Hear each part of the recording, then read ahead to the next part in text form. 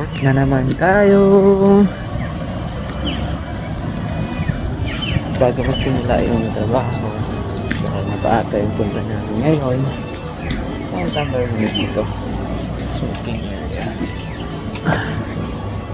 Bagong lahat, ako nga pala si Carlo dito sa Australia at nagtatrabaho ako bilang isang kusinero sa isang hotel dito.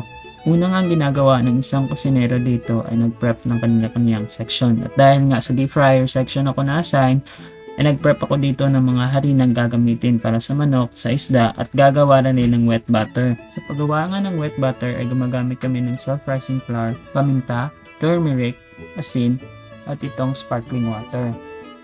Napakasimple lang gawin ito. Hahaluin lamang natin itong wet ingredients at ang dry ingredients para makagawa ng wet butter. Ginagamit namin itong butter para sa isda. At ito ang magiging itsura niya. At pagkatapos kong gawin iyon, ay nag-slice na ako dito ng sandamakmak na kamatis para nga sa salad at sa aming burgers.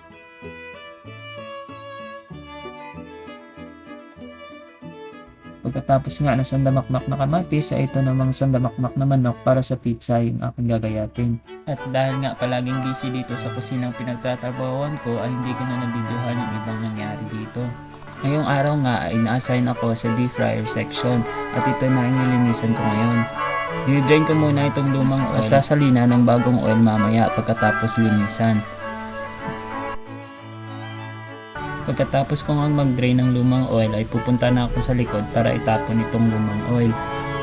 Dito nga namin tinatapon yung lumang oil at merong third party company or waste disposal company na kumukuha nito para sila na mismo yung mag-proper dispose nito para hindi ito makapanira ng kalikasan at hindi mag-cause ng pollution.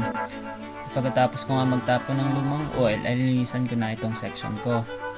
Nagiging maingat din nga pala ako sa paglinis nitong fryer dahil nga sobrang init nito. Konting pagkakamali lang ay siguradong lapnos ang balat mo.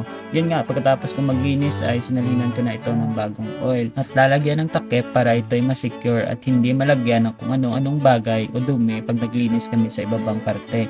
Araw-araw din nga pala namin itong nililinis dahil ito nga ay isa sa pinaka-importanteng gamit dito sa kusina. Ay hindi lamang itong nililinis namin. Nililinis din namin lahat ng mga kagamitan na ginagamit sa loob ng kusina, kagaya ng oven, workbenches at kung ano-ano pang klase ng gamit para mapanatili ang kalinisan at makapagbigay pa o makapagluto ng iba't ibang masasarap na pagkain para nga sa patrons ng hotel na pinagtatrabahuan namin. At maraming salamat nga pala sa mga bago kong follower dyan. Shout out sa iyo at shout out din sa iyo na nanonood. Baka pwede mong ma-share at i-follow ang aking page. Thank you very much at ako ay magpapatuloy na sa paglilinis.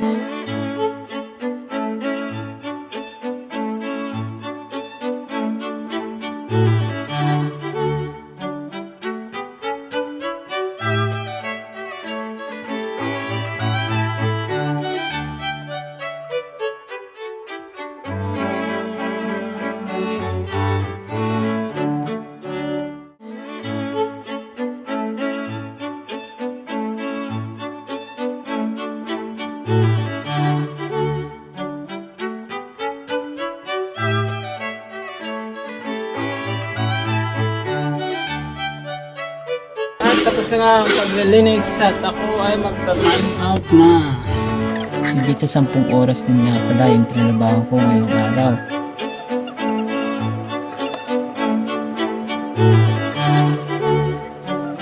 See you tomorrow.